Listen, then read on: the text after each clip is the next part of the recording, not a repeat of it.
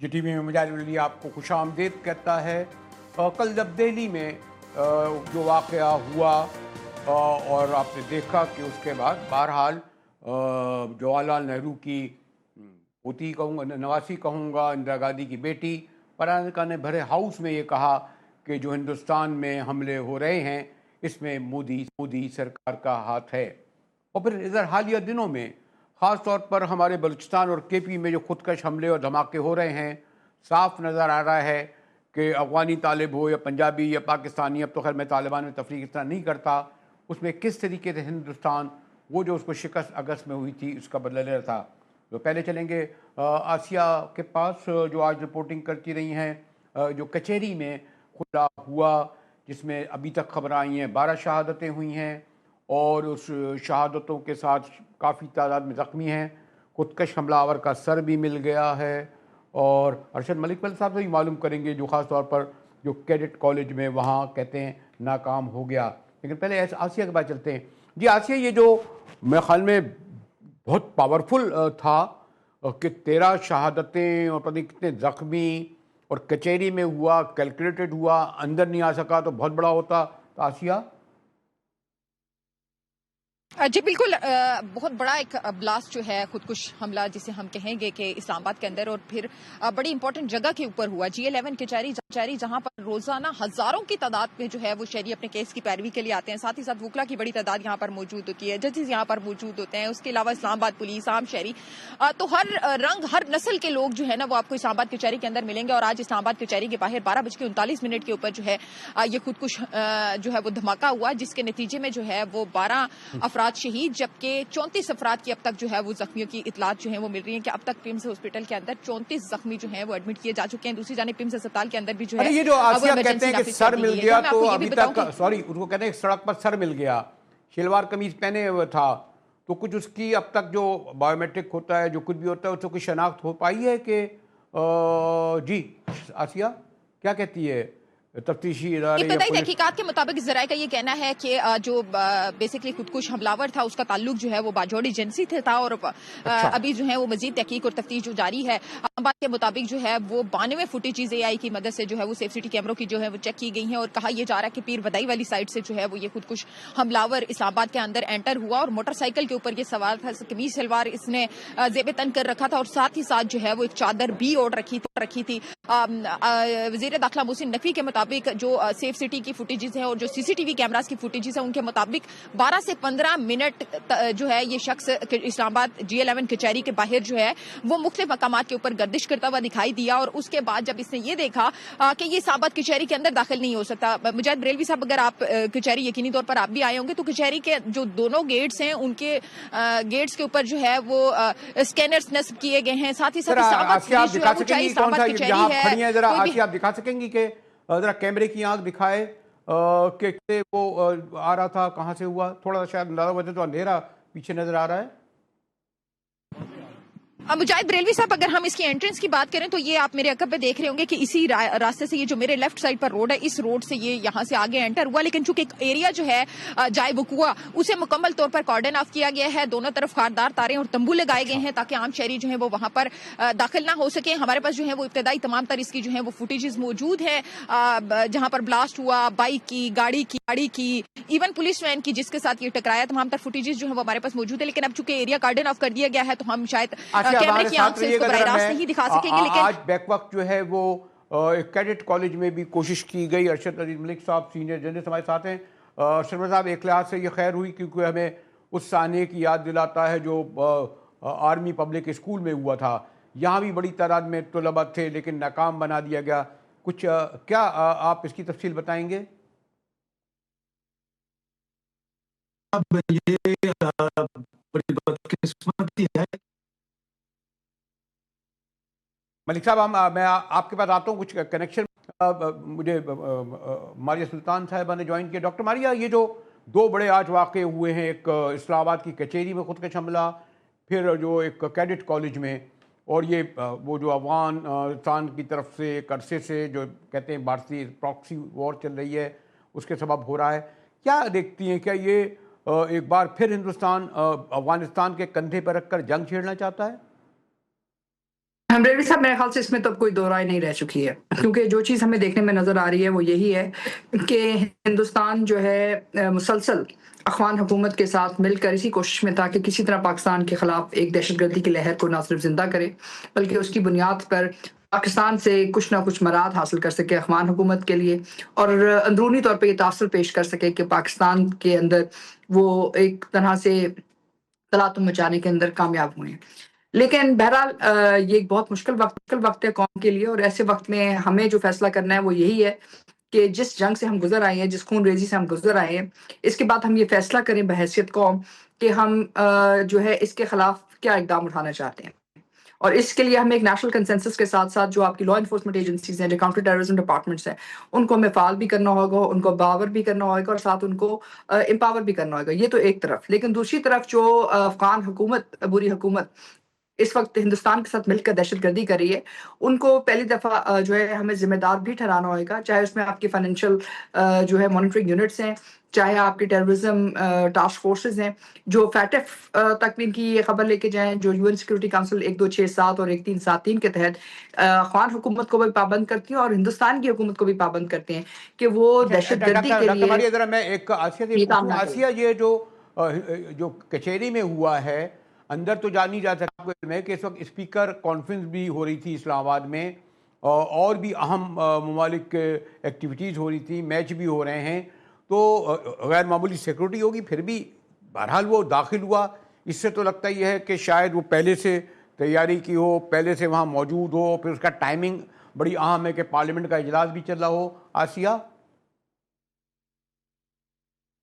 जी बिल्कुल, मुजाहिद रेलवी साहब, ये यकीनी तौर पर इस्लामाबाद को जो है वो ऑलरेडी जो है वो थ्रेट्स पहले से ही मौजूद थे, और उसके बावजूद जो है ये एक बहुत बड़ा सानहा आप इसको कहेंगे कि ये हुआ। लेकिन इसे अब हमारी खुशकिस्मती कहें या बदकिस्मती कहें कि ये कचहरी के अंदर दाखिल नहीं हो सका। अगर ये शख्स कचहरी के अंदर दाखिल हो जाता तो यकीनी तौर पर जो कैजुअलिटीज़ है उनकी जो है वो तादाद कई गुना बढ़ जाती है, और साथ ही साथ जख्मियों की तादाद भी काफ़ी हद तक बढ़ जाती है। मैं आपको ये भी बताऊं कि ये जो शख्स है मोटरसाइकिल पर सवार होकर आया, जो 12 से 15 मिनट कचहरी के बाहर इस बात का इंतजार करता रहा कि शायद किसी तरह से इसे कचहरी के अंदर जाने का मौका मिले, जो कि उसे नहीं मिला। तो उसके बाद मजबूरन जो है वो उसको पुलिस वैन के साथ जो है वो टकरा के उसने खुद को जो है वो बम धमाके से उड़ा दिया, और उसी दौरान जो है वो एक कोरोला पुराने मॉडल की जो है व्हाइट कलर की, वो भी वहीं पर मौजूद थी। तो उसके साथ जब ये दोनों तीनों आपस में जब टकराए तो एक ब्लास्ट हुआ। तो इनिशियली ये लगा कि शायद कोई सिलेंडर ब्लास्ट है। सीएनजी गाड़ियों के अंदर आजकल सीएनजी सिलेंडर्स रखे हुए थे, तो अमूमी तौर पर वो भी ब्लास्ट हो जाते हैं। तो इब्तदाई तौर पर लगा कि शायद कोई सिलेंडर ब्लास्ट है, लेकिन बाद में तहकीकात और तफ्तीश के बाद ये पता लगा, जब खुदकुश बमबार का सर, धड़ और दीगर उसके जिस्म के हिस्से मिले, और उसके बाद वजीर दाखिला की जानिब से, आईजी की जानिब से और इस्लामाबाद पुलिस की जानिब से भी इस बात की तस्दीक की गई कि ये बाकायदा तौर पर एक खुदकुश हमला जो है वो किया गया। ये भी कहा गया कि ये खुदकुश हमलावर का जो टारगेट था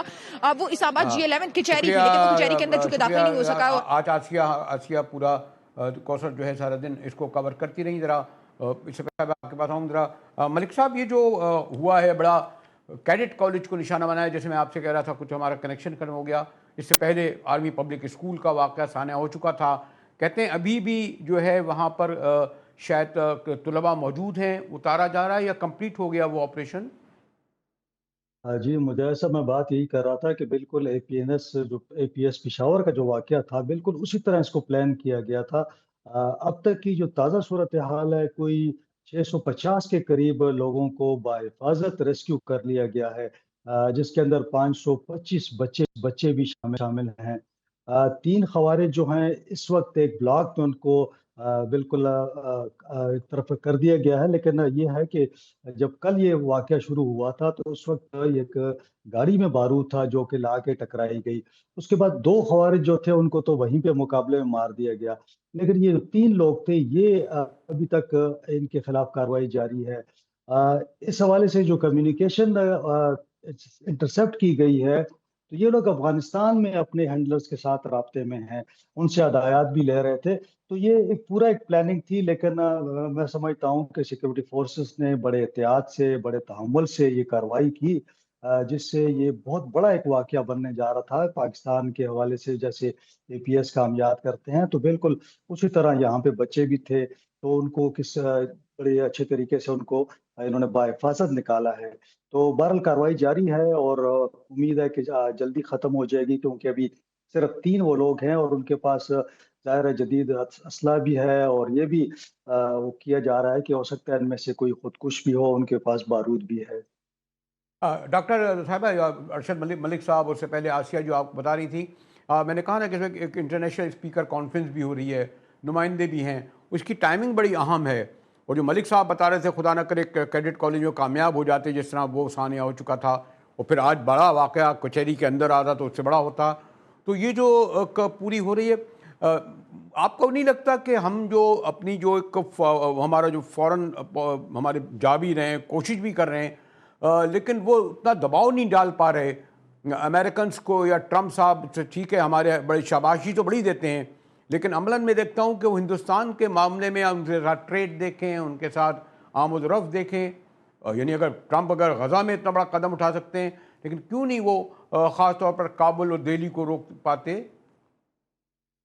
دیکھیں، بات کچھ ہم نے سچائی میں کرنے کی ضرورت ہوتی ہے۔ جو اس وقت ہندوستان اور امریکہ کے جو تعلقات ہیں وہ آج کے نہیں ہیں، وہ 1999 سے ان کی شروعات ہوئی۔ ہم نے 2001 میں امریکہ کے نان نیٹو ایلائی بنے، ہندوستان امریکہ کا جو ہے ڈیفنس پارٹنر بنا۔ اس کے تحت جو نیکسٹ اسٹیپ اسٹریٹجک پارٹنرشپ ہے، اس کے تحت انہوں نے 60 سے زائد معاہدے کیے، اور ان معاہدوں کے تحت ایک ان کی جو آخری شک تھی جس کے مطابق انہوں نے STA1 سائن کیا، کم کاسا بی کا یہ سب کیا، اس میں یہ تھا کہ ہندوستان جو ہے اپنی میک ان انڈیا پروجیکٹ کے تحت ہندوستان کی چیپ لیبر استعمال کرے گا، امریکن صنعت کی ٹیکنالوجی کی ایڈوانسمنٹ استعمال کرے گا، اور امریکہ کے لیے دفاعی ہتھیار بنائے گا، اور پھر اس خطے میں ان کے لیے ہر اول دستے کا کردار ادا کرے گا۔ لیکن ہندوستان نے پچھلے کچھ سالوں میں اپنی پالیسی جو ہے برقرار رکھی، جہاں اس نے روس سے بھی تعلقات رکھے، جہاں اس چین کو بھی اس کے ساتھ بھی اپنے تعلقات کیا، اور ساتھ ہی ساتھ انہوں نے امریکہ کے ساتھ بھی، تو امریکہ نے دباؤ جو ہے ان پہ ڈالا کہ جی وہ واپس اپنی جو ہے دفاعی جو ان کے معاہدے تھے ان کی پاسداری کریں، اور امریکہ کو وہ حصہ دیں جو امریکہ چاہتے ہیں۔ اب یہ تو جنگ ہے ہندوستان اور امریکہ کی، جہاں تک آتی ہے دفاع کی اور دفاع کی اکوپمنٹ کی۔ رہی بات پاکستان کی، پاکستان ہمیشہ امریکہ کا سیکیورٹی پارٹنر رہا تھا، ہم کبھی ان کے اقتصادی پارٹنر نہیں رہے، کبھی ہم ان کے جو ہے اس طرح کے اسٹریٹجک پارٹنر نہیں رہے جس طرح کی اسٹریٹجک شراکت داری وہ ہندوستان کے ساتھ کر رہے تھے۔ دوسری طرف ہندوستان کے ساتھ ساتھ امریکہ کے اندر بھی بہت سارے جو ہیں خانے ایک دوسرے کے ساتھ نہیں ملتے ہیں، جہاں ایک طرف امریکن اسٹیبلشمنٹ ہے جو ہندوستان کے ساتھ سمجھتی ہے کہ ان کا تعلق ہے، ان کا خیال ہے کہ پاکستان اس خطے کے اندر مسئلہ ہے، مسئلے کا حل نہیں ہے، اور دوسری طرف امریکن جو ڈیفنس اسٹیبلشمنٹ ہے وہ یہ سمجھتے ہیں کہ پاکستان کے ساتھ جو تعلقات ہیں وہ بہت اہم ہے، اور اس خطے ڈاکٹر میں صاحب، اگر آپ یہاں امریکہ تک کے لیے آئی ہیں، میں ملٹری کا ذرا سبب بنے۔ ملک صاحب سے پوچھوں۔ ملک صاحب، بہرحال جو کابل نے، یعنی کچھ ہماری مہربانیاں تو ان پہ رہیں، اور ان کے سبب آج کابل میں ایک حکومت کھڑی ہے، کہتے ہیں خاصی مضبوط حکومت کھڑی ہے، ماسکو نے اسے تسلیم کر لیا ہے، اور اب ان کو آپ دیکھیں ان کے حوصلے بڑھتے جا رہے ہیں، تو اور اس میں مجھے لگ رہا ہے کہ جو قطر اور ترکیہ جو ملک ہیں، ان کو نظر نہیں آتی کہ افغانستان کس طرح دہشت گردی کر رہا ہے، وہ تو مجھے لگتا ہے کچھ ایکول لیول پہ لے رہے ہیں پاکستان کو اور افغانستان کو، ملک صاحب۔ جی جی ملک صاحب،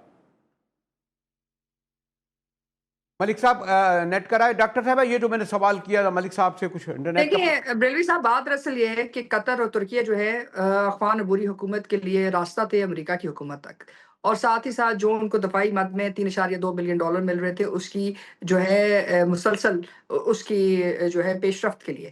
اب ظاہر ہے جو پاکستان کے ساتھ جو پاکستان کی پیش رفت ہے، جو اس میں یہی ہے کہ آپ نے یہ بات باور کروائی ہے دوحہ کو بھی، استنبول کو بھی، امریکہ کو بھی، کہ اس وقت جو بھی امریکہ اور دوحہ یا ترکیہ جو افغان عبوری حکومت کو مدد کرے وہ در حقیقت دہشت گردی کے لیے استعمال ہو رہی ہے، اور جو دو واقعات ہیں وہ یہ واضح طور کے اوپر دکھا رہے ہیں کہ اس میں جو پاکستان کہہ رہا ہے وہ سچ ہے۔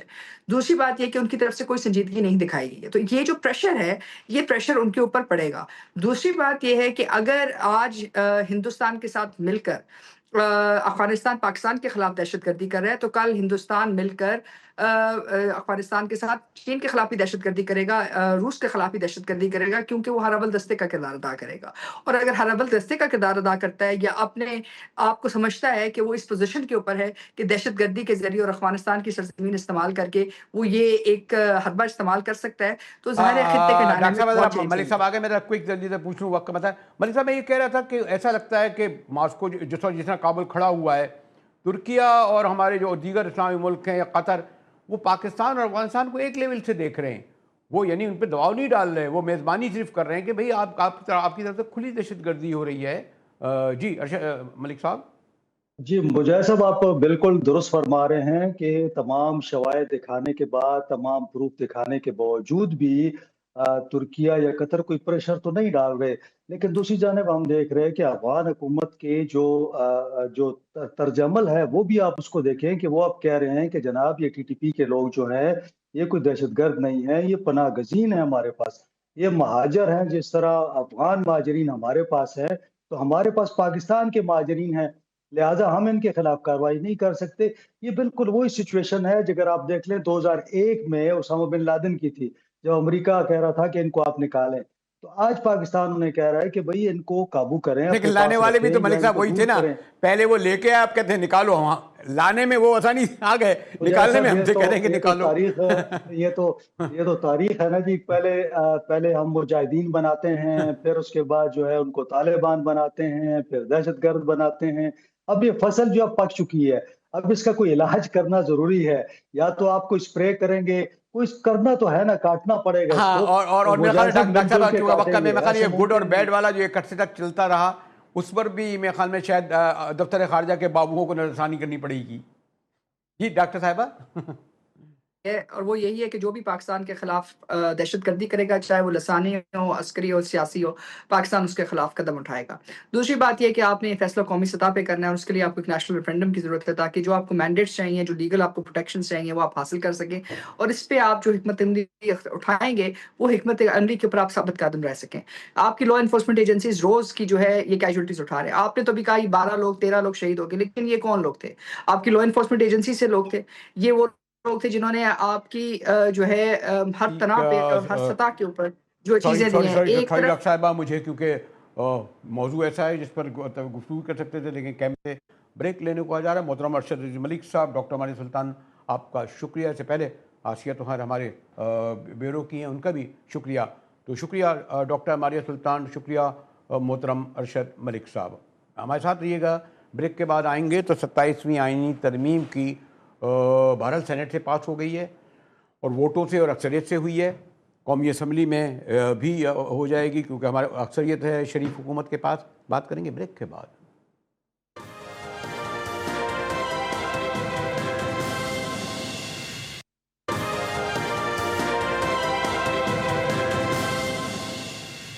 टीवी में एक बार फिर मुजाहिद बल्दी आपको खुशामदीद करता है। 27वीं आइनी तरमीम की हल्की सी गूंज तो सुनाई दी थी कोई 3 माह 4 माह पहले, और वो भी हमारे प्रोग्राम में चौधरी एतराज़ साहब ने इंकशाफ किया था कि असल में कौन कौन से बुनियादी नुकात लाए जा रहे हैं।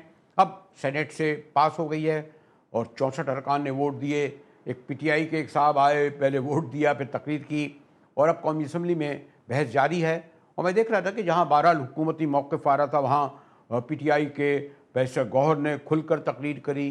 फिर JUI के रुकन उनकी भी तकरीर बड़ी सख्त थी। हमारे साथ चौधरी एतराज़ साहब हैं, सीनियर लॉयर, मुमताज़ माहिर कानून रहे, पीपल्स तवील वाबस्तगी, और जिस तरह की वाबस्तगी है उसका तो आपको अंदाज़ा है। मैं शुक्रिया चौधरी साहब, आपकी मेहरबानी, आपका शुक्रिया कि आप वक्त निकालते हैं। और मुश्किल भी होता है मुझे आपसे गुफ्तगू करते हुए, एक तालिब इल्म को, वो भी कानून पर। तो जब ये जो पास हुए हैं 27वीं तरमीम, पहले 26वीं तरमीम, तो बार बार कुछ मीसाक जमहूरियत का भी हवाला दिया जा रहा है, लेकिन बहरहाल peoples party one and other way इन तरामीम को ख़ास तौर पर 26 और 27 में पूरे तौर पर साथ रही है। चौधरी साहब। मुजाहिद, बात यह है कि ये जो आपने इस वक्त जिक्र किया, एक आईनी अदालत का और एक, इसमें मैं अर्ज़ करना चाहता हूँ कि ये दोनों ही ओवर एम्बिशियस किस्म के ऑब्जेक्टिव्स लगते हैं पार्लियामेंट के।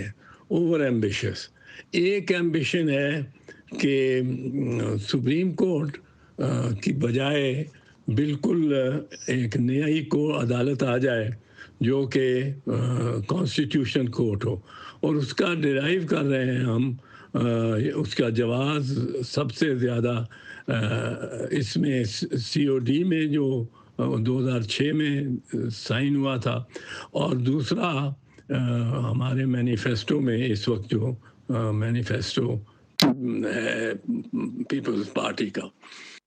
اب میں کم از کم COD کی جو اوریجنل اور ابتدائی اور پہلا ڈرافٹ تھا اس کا میں کو آتھر تھا اس کی فائنلائزیشن کرنے میں with Raza Rabbani former chairman senate and senator Safdar Mahmood. یہ ہم لوگ Safdar Abbasi, senator Safdar Abbasi, I'm sorry for not taking his name right.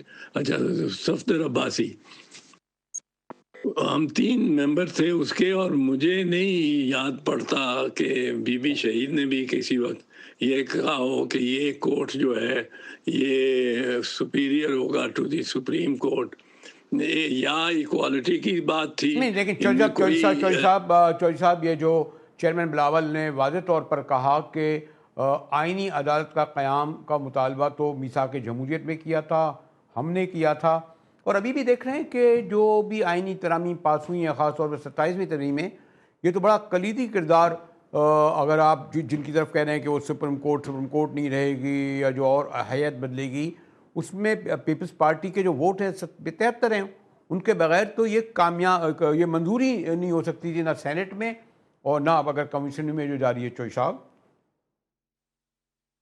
میں جو کہہ رہا تھا آپ کے پہلے سوال کے جواب میں کہ یہ بڑی اوور ایمبیشس سی باتیں ہوئی ہیں.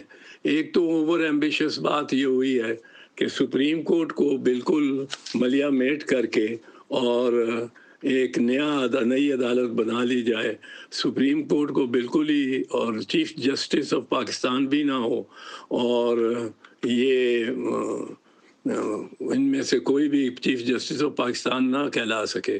اس کے ایک اپنی اتھارٹی, ایک اپنی اس کا امیج بنتا ہے, اور وہ اگر جائے گا فورن کانفرنسز پہ تو اس کو چیف جسٹس آف پاکستان کے طور پہ نہیں وہ مانیں گے. وہ کہیں گے آپ سپریم کورٹ ایک آپ کا کورٹ ہے, اس کے اوپر بھی ایک کورٹ ہے جو کانسٹیٹیوشنل کورٹ ہے, تو آپ ذرا پیچھے ہی بیٹھیں, بہتر ہے. تو یہ ایک ٹیکنیکل سی چیز ہے, لگتی ہے, بٹ اس کی بڑی اس میں پرابلم آتی ہے. دوسری اوور ایمبیشن جو ہے وہ ہے جس میں اب صدر صاحب بھی شامل ہو گئے ہیں, جن کی یہ خواہش ہے کہ ان کو تاحیات استثناء ملے, کسی بھی غیر قانونی اقدام ان کے ہاتھ سے ہوا ہو اس سے استثناء ملے, مکمل استثناء. یہ تاحیات والا تو ممکن نہیں ہے, اور عدالت کانسٹیٹیوشن کورٹ بھی جو ہوگی وہ اس کو سٹرائک ڈاؤن کر دے گی, کیونکہ آپ یہ کوئی اتھارٹی نہیں ہے پاکستان میں یا اس دنیا میں جو کسی پاکستانی یا کسی بھی شہری کو, کسی بھی ملک کے شہری کو, اس کو آئندہ کی پوری چھٹی دے دے کہ جی آپ جو مرضی کریں, کسی کو گولی ماریں, کسی کو کی گاڑی لے جائیں, آپ جو کریں, آپ کو کوئی تحفظ ہے, آپ کو کوئی عدالت نہیں, کوئی پولیس نہیں, کوئی آپ کا احتساب نہیں کرے گا. تو یہ بھی اوور ایمبیشن ہے. اور آپ نے اوور ایمبیشن کا اچھا لفظ استعمال کیا ہے اور بڑا بامانی لفظ ہے, اور بہرحال آپ چوہدری آپ کو علم ہے کہ کتنے بڑے ماہر قانون ہیں آپ, اس کا تو خیر میں ایک ساری دنیا متوقع, لیکن چوہدری صاحب ایک وجہ یہ بھی ہے کہ آپ نے جو وکلا کی تحریک تھی مشرف کے دور میں, جو چودھری کورٹوں کی بحالی کہتے ہیں, اور پھر بعد میں خیر بھگتنا پڑا, اس تفصیل میں نہیں جاؤں گا, کہ ججز اور باریں ایک تھیں, کہا جاتا تھا کہ ایک گاڑی کے 2 پہیے, اور آپ ماشاءاللہ سب سے بڑے اس کے سرکردہ قائد تھے. بعد میں ٹھیک ہے منیر ملک اور علی احمد کرد اور ہمارے حامد خان وغیرہ, انہوں نے بھی بڑا اہم کردار ادا کیا, لیکن اس سے زیادہ کبھی جوڈیشری تقسیم نہیں ہوئی تھی, بلکہ باریں بھی تقسیم ہو گئی. ابھی میں نے سنا ایک پیپلز پارٹی کے ایک صاحب جو ہیں وزیر, وہ سندھ بار کے غالباً رکن بن گئے ہیں, یعنی یہ سب کچھ پیپل پارٹی کے آئین میں ترمیم لانے کے باوجود. تو ایک وجہ یہ نہیں کہ جب آپ کا ہاؤس یعنی باریں اور بینچیں ہی تقسیم ہوں تو آپ نے حکومت کے لیے آسانی پیدا کر دی ہے. اب یہ جو خط لکھنے کی روایت ہے یہ بھی ایک طرح ڈال دی گئی ہے. چیف جسٹس کو خط لکھا جا رہا ہے. منصور علی شاہ صاحب پہلے بھی لکھتے رہے, عطاء ملر صاحب بھی لکھتے رہے. جو صاحب اس میں بہت سارا تو مشکل جو ہمیں ڈالی رکھی ہے وہ ججز نے ہے. جب ہماری موومنٹ بھی چل رہی تھی تو ہم پرسویٹ کرتے تھے ججز کو کہ یہ ہماری اتنی افیکٹو موومنٹ ہو گئی ہے اور انشاءاللہ آپ کو ہم بغیر کسی مشروط طور پہ بغیر کسی شرط کے آپ کو بحال کرائیں گے, کیونکہ ہمارا موقف یہ ہے کہ آپ کو کوئی لیگل ڈاکومنٹ سے نہیں ہٹایا گیا, آپ کو بس روک دیا گیا ہے, prevented you from going to your courts and doing justice. تو that is what you should start doing. اور وہ کہتے ہیں, اگر نائک صاحب کہتے ہیں کہ حلف اٹھاؤ تو آپ کو حلف نہیں اٹھانا چاہیے, کیونکہ اگر آپ نیا حلف لیں گے تو وہ اس کا معنی ہوگا کہ 3 نومبر کو جو آپ کو گرفتار کیا گیا وہ سب اور ہٹا دیا گیا وہ سب درست تھا اور بجا تھا. بالآخر جب چیف جسٹس ہوا بحال تو وہ تو بغیر اوتھ کے, اور 2-3 اور ججز رہ گئے تھے, باقی بہت سو نے جا کے حلف لے لیا اور ہم سے پہلے وہ بیٹھ گئے ہوئے تھے اپنے پرانے مقامات پر اور جج بن گئے تھے حلف لے کے.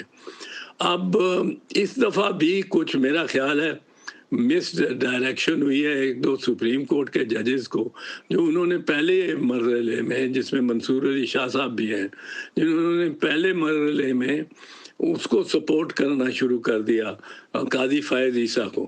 قاضی فائز عیسیٰ کا آپ نے کو یاد ہوگا کہ یہ تھا اس کا جو اس کی کانڈکٹ تھی, اس کا طریقہ تھا, وہ یہ تھا کہ وہ اپنے ساتھ والے جو کمرے میں بیٹھے ہوئے, چیمبر میں بیٹھے ہوئے جج کو بھی وہ لکھتے تھے, خط لکھتے تھے, اور اس کو اسی دن شائع کرنے کے لیے پریس کو جاری کر دیتے. چوہدری صاحب آپ تو ایک ماشاءاللہ اتھارٹی ہیں, تاریخ ہیں, اور مجھے جو کیمرے کے پیچھے جواب دہ ہونا پڑتا ہے وقت کے اعتبار سے. ابھی 27 ترمیم جب ہوگی اور اس کے پھر جو مضمرات نکلیں گے اس پر گفتگو کریں گے, لیکن زیادہ انٹرسٹنگ بات یہ ہے کہ جو بہار میں ہندوستان میں الیکشن ہو رہے ہیں, اور میں دیکھ رہا تھا کہ اندرا گاندھی کی جھلک نظر آئی مجھے پریانکا جی کے گفتگو میں, تو وہ دیکھیں گے کہ دہلی میں کیا ہو رہا ہے. ہمارے ساتھ رہیے گا.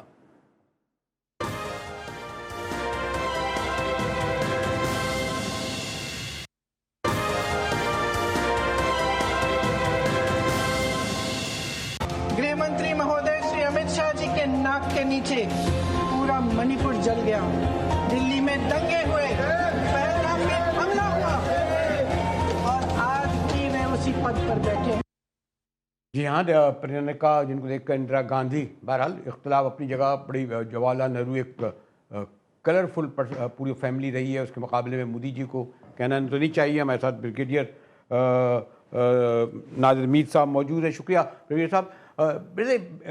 دہلی میں ہوا اور آپ نے دیکھا کہ وہاں کی پارلیمنٹ میں وہاں کے سب سے بڑی اپوزیشن کی رہنما جو کچھ کہہ رہی تھیں وہ بھی آپ نے سنا, اور کراچی میں ایک جب اسپیکر کانفرنس ہو رہی ہے, بہت کچھ ہیپننگ ہو رہی ہے. ایٹ اے ٹائم 2 اٹیمپٹ ہوئیں, اور یہ اس سے پہلے بھی آپ دیکھ رہے ہیں تواتر سے یہ سلسلہ کابل اور اس کا جاری ہے. تو کوئی لگام دینے والا نہیں ہے ان کو بریگیڈیئر صاحب؟ لگام تو آپ نے دینی ہے, پاکستان نے. اس وقت صورتحال یہ ہے کہ پاکستان کے اوپر افغانستان سے جنگ ہو رہی ہے. جب استنبول میں پیس ٹاکس فیل ہوئی یا نہیں مکمل ہوئی تو افغانستان سے آپ نے دیکھا وانا میں بچوں کے اسکول پہ, کیڈٹ کالج پہ حملہ ہوا, آج اسلام آباد میں حملہ ہوا عدالتوں پہ. تو ادھر انڈیا جو ہے وہ اپنا جو فالس فلیگ کرایا دلی میں یا جو بھی ہوا اس کا بھی الزام پاکستان پہ لا رہا ہے, جب ابھی سازش بنا رہا ہے. موڈی نے کہا کنسپریسی ہے. So it's a 2 front war scenario جو 2 محاذوں پہ آپ کے خلاف یہ قائم ہو رہے ہیں, ایک جنگ کرنے کے لیے, یا آپ پہ کم از کم ایک سائڈ سے ٹیررسٹ وار اور دوسری سائڈ سے انڈیا کی وار. اگر وار کرتی ہے نہیں تو اس سے شارٹ تو آلریڈی چل رہی ہے, میڈیا وار تو آلریڈی آن ہے. تو اب اس پہ پاکستان نے کارروائی کرنی ہے. سب سے پہلے پاکستان نے افغانستان سے جو دہشت گردی ہو رہی ہے اس کو ختم کرانا ہے, اور اس کا جو علاج ہے وہ کابل میں ہے. اس کا علاج جہاں آپ کر رہے ہیں وہاں نہیں ہے. You to take the war out of Pakistan. اور جہاں تک انڈیا کا تعلق ہے, اگر انڈیا بھارت جنگ کرتا ہے پاکستان کے خلاف جیسے مئی میں کی یا کرنے کی کوشش کی, تو پاکستان کے پاس بھرپور قابلیت ہے, میسو اسٹرینتھ ہے. اگرچہ ہم یہ نہیں چاہتے, ہم تو امن چاہتے ہیں اور ہم نے ان کو پیس آفر کی اور ابھی بھی کر رہے ہیں اور آگے بھی کرنی چاہیے کہ پورے خطے میں پاکستان کے ساتھ ہمسایوں کے ساتھ امن ہو. مگر اگر آپ پہ حملہ کریں گے تو آپ کے پاس کوئی چوائس نہیں ہے, ایک ہی آپشن ہے آپ کے پاس. شکریہ بریگیڈیئر صاحب, وقت کم ہے اس لیے آپ نے لیکن بڑی نپیتلی اپنی تجزیہ کیا کہ پاکستان کے خلاف جنگ جاری ہے اور روایتی طور پر دونوں ملکوں کا جو پاس میں یعنی کابل دہلی کا رشتہ تعلق رہا ہے اس کو ہم عملی صورت میں اس وقت دیکھ رہے ہیں. ٹھیک ہے ساتھی, جی ٹی وی سے مجاہد بریلوی کو اجازت دیجیے.